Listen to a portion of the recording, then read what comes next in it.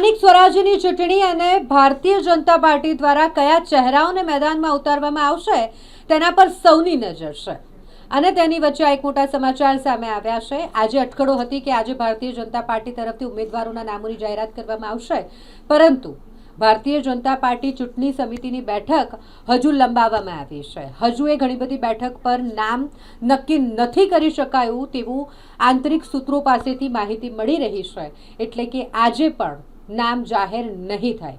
હજુ ઉમેદવારોની પસંદગી કરવાની આ પ્રક્રિયા કે જેમાં બેઠકનો દોર લાંબો ચાલવાનો છે તેવા સમાચાર સામે આવ્યા છે, તેવી માહિતી મળી રહી છે કે બેઠક હજુ આવતીકાલ સુધી ચાલશે અને આવતીકાલે ભારતીય જનતા પાર્ટી દ્વારા ઉમેદવારોના નામની જાહેરાત કરવામાં આવી શકે તેવી સંભાવના છે।